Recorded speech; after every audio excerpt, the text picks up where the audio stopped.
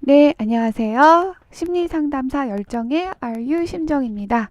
오늘은 저희 첫 시간, 심리상담사가 되려면 어떻게 돼야 되는지, 그 부분에 대해서 나눠보려고 합니다. 저희 오늘 첫 날이죠. 저도 굉장히 설레고, 지금 말하면서도 굉장히 긴장이 되는데요. 앞으로 여러 가지 유용한 심리학 정보에 대해서 여러분들과 나누는 그런 채널이 됐으면 좋겠습니다. 질문 있으시면 그 질문을 달아주시는데 일일이 그 댓글로 답변을 드리지는 못할 것 같아요.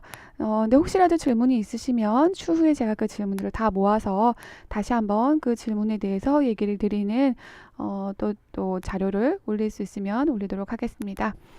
앞으로 저희 이제 그 심리상담 열정의 알고심정 채널에서는요, 심리학 관련된 여러 가지 좋은 정보도 알려드리고요. 그리고 또 상담에 관련된 또 개인적인 얘기들, 다양한 주제를 가지고 심리와 관련돼서 얘기를 나눠보는 그런 채널로 진행을 하려고 합니다. 저희 첫 시간 돼서 심리 상담사에 대한 관심이 굉장히 많은데요. 그 부분에 대한 얘기를 잠시 드리도록 하겠습니다. 아마 오늘 얘기는 한 10분에서 15분 정도 걸리는 강의가 될 것 같은데요. 도움이 되셨으면 좋겠습니다. 자, 그러면 시작해 볼까요? 네, 심리 상담사가 하는 일은요, 성격, 적성, 지능, 진로, 그리고 신체적, 정서적 증상들에 대해서 어려움을 겪고 있거나 또 삶에 대한 변화를 모색하는 개인들에게 심리 검사, 그리고 개인 상담 프로그램들을 활용해서 문제 해결을 돕고 지원하는 일들을 합니다. 그래서 표준화된 다양한 심리 검사를 사용하고요.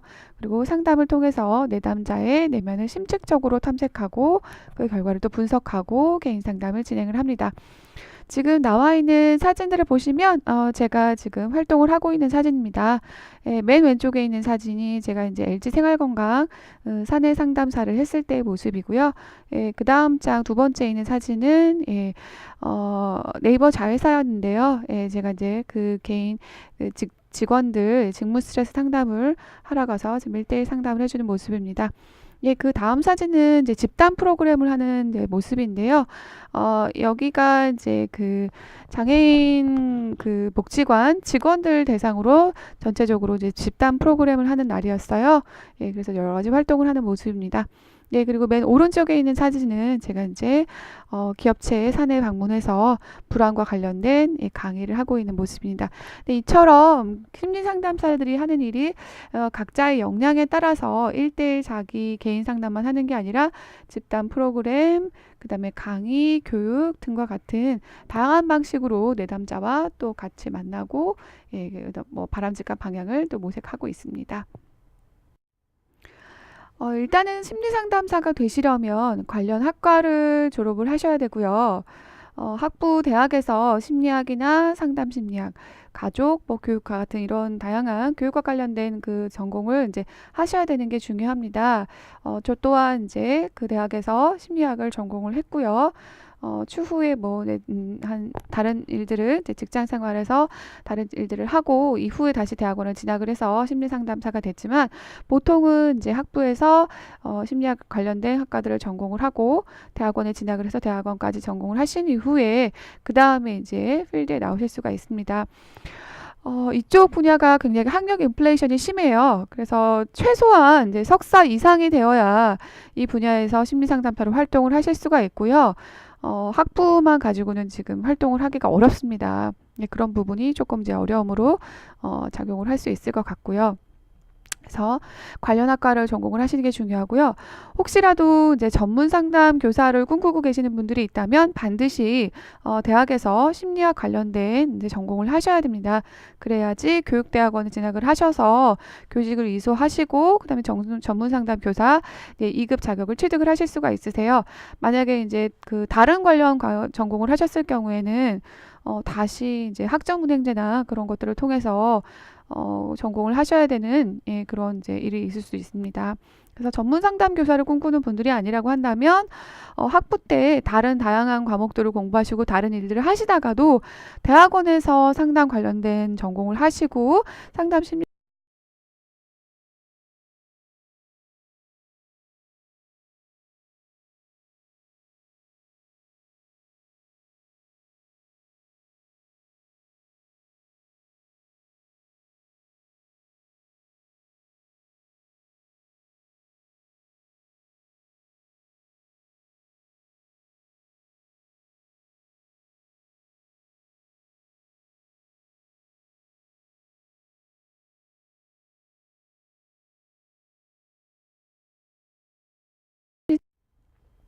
준비 과정은요. 아까 말씀드린 것처럼 학부 또는 대학원 과정에서 상담 관련 학과를 졸업하는 것이 필요하고요. 최근에 대학원까지 졸업을 해야 전문가로 좀 인정을 받습니다. 그리고 학과 공부 외에도 다양한 실습을 통해서 상담 실무가 필요한데 대학원을 졸업했다고 해서 바로 이제 실무에서 써주지는 않아요. 왜냐면 이제 이 분야도 마음 치료와 같은 의사 같은 이제 사람을 치료하는 이제 작업이다 보니까 바로 이제 필드에서 일을 하실 수는 없고 인턴이나 레지던트 같은 활동을 거쳐야 전문가로 성장을 하실 수가 있습니다. 인턴이나 레지던트를 하려면 어디로 가야 되나요? 라고 이제 물으시겠는데요. 지금 활발하게 하는 이제 분야는 이제 사설 상담 센터에서 인턴이나 레지던트 프로그램을 갖추고 있는 이제 센터가 있기도 하고요. 그리고 대학 안에 학생생활연구소, 학생상담 연구소라고 해서 대학 안에서 이제 운영하고 있는 상담센터가 있습니다. 거기서도 인턴을 레지던트를 뽑고 있어요.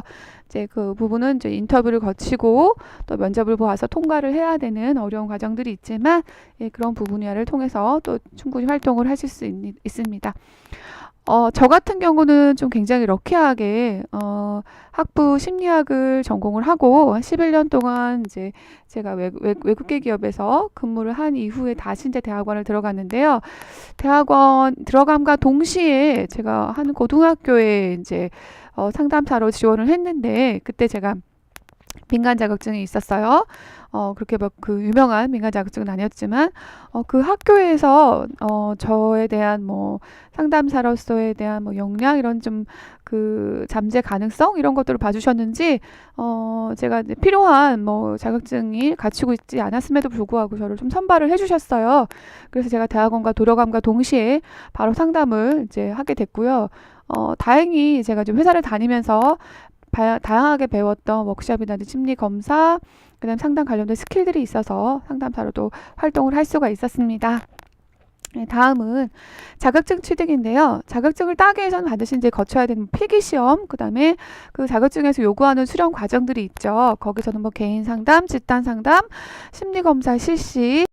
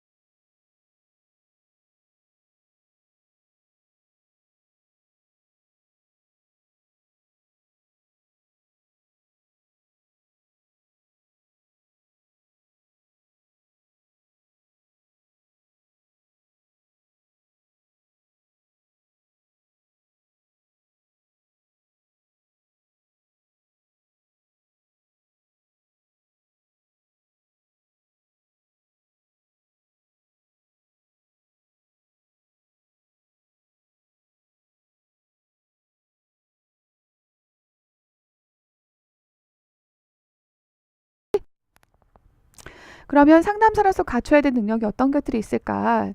여러 가지 능력이 있겠지만 일단은 가장 중요한 핵심 능력으로 보면은 의사소통 능력입니다. 언어로 상대방과 풀어가야 되는 관계이기 때문에 언어로 표현할 수 있는 능력, 그 언어 구사 능력이 굉장히 좋으면 좋겠죠. 특히 공감 능력이 필요한데 이 공감 능력이라는 건 상대방의 입장에서 상대방을 생각하고 그것을 감정적으로 이해할 수 있고 그거를 언어로 표현할 수 있는 능력이 바로 공감 능력이겠죠.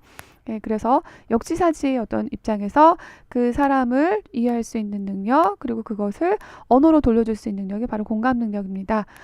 이런 공감 능력이 없으면 상담사로서 일을 할 때도 굉장히 힘들고요.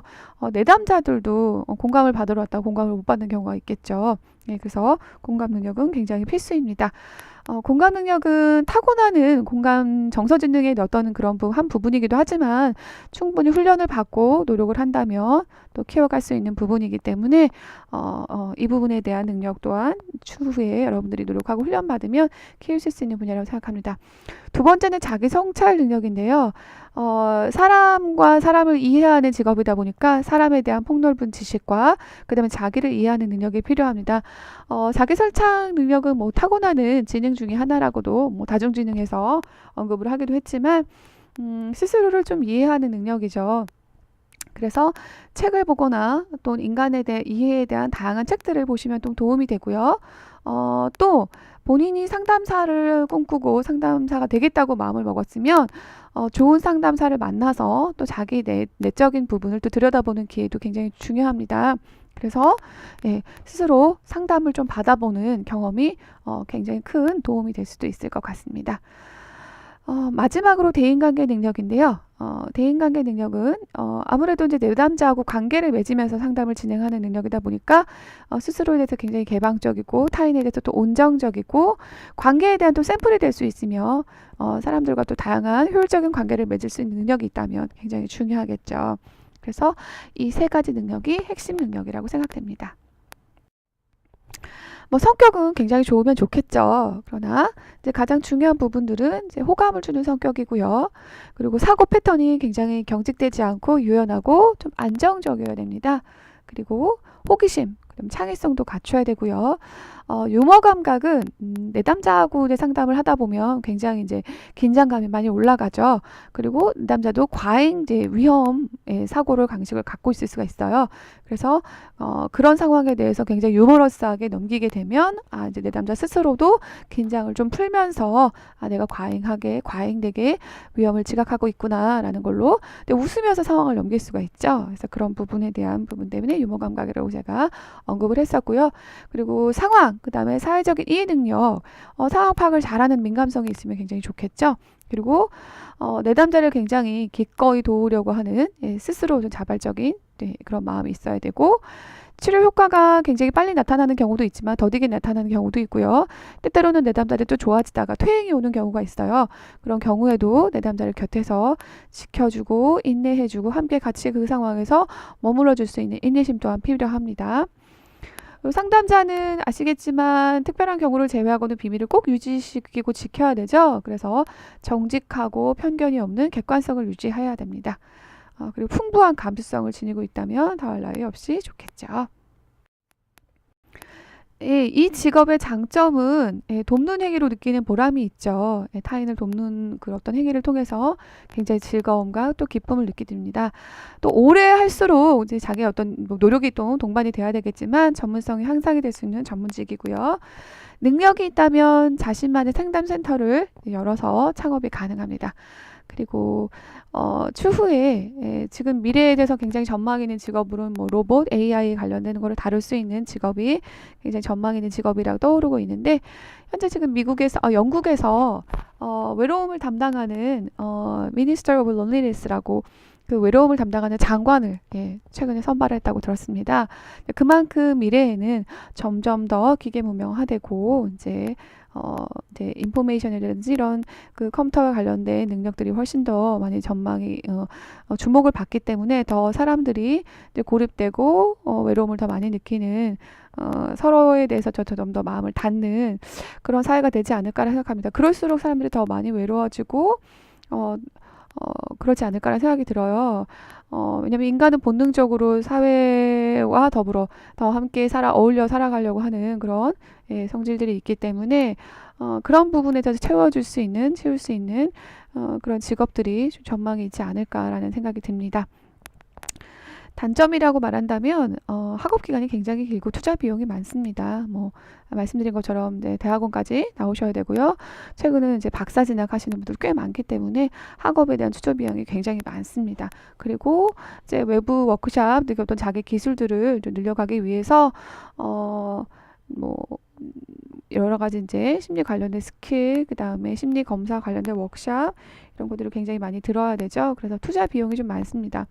그런 반면 다른 직업과 비교해서 임금과 복리후생이 좀 낮은 편이에요. 아직까지는 그렇게 좋은 일자리가 많이 나오진 않고 있지는 않습니다. 그러나 아마 미래를 내다본다면 좀 더 많은 좋은 일자리들이 나올 거라고 생각을 해요. 최근에 경찰청에서 피해자들을 대상으로 상담을 해줄 수 있는 피해자 보호 상담사들을 지금 채용을 했고요. 그리고 많은 군부대에서 심리상담사들을 좀 채용을 하고 있습니다. 그래서 군상담 쪽으로 지금 관심 있으신 분들은 그쪽으로 또 전망을 보시면 좋을 것 같고요.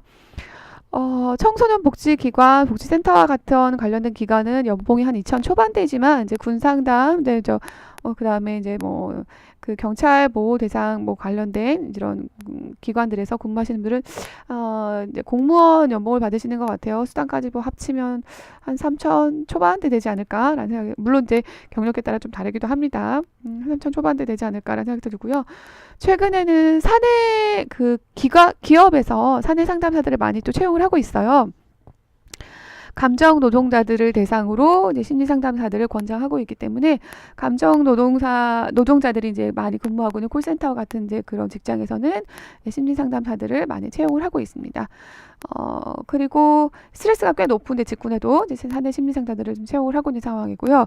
그 대상들 사내 상담사들은 연봉이 한 5천 이상 이제 그러다 보니까 경력도 이제 한 5년 이상 또 최소한 이제 상담 학회나 상담 심리 학회에 자격증이 한 1급 이상 되는 분들을 좀 채용을 하기도 합니다. 그만큼의 전문성을 인정을 받으면 또 고소득이 좀 보장이 되기도 하지요.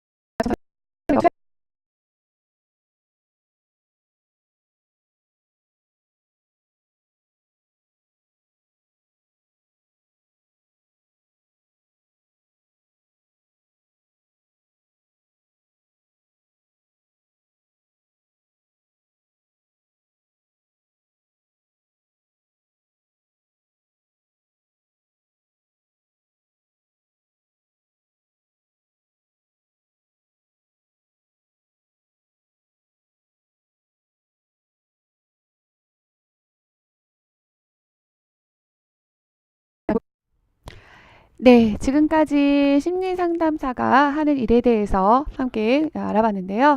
앞으로도 여러분들하고 다양한 주제를 가지고 얘기를 나눴으면 좋겠고요. 저의 블로그입니다. 예, 블로그 네이버.com first 소윤입니다. 종종 놀러 와서 거기 있는 글들도 읽어주시고요. 질문 있으면 또 질문 달아주시고 또 이웃 추가해 주시면 감사하겠습니다. 여러분 행복하세요.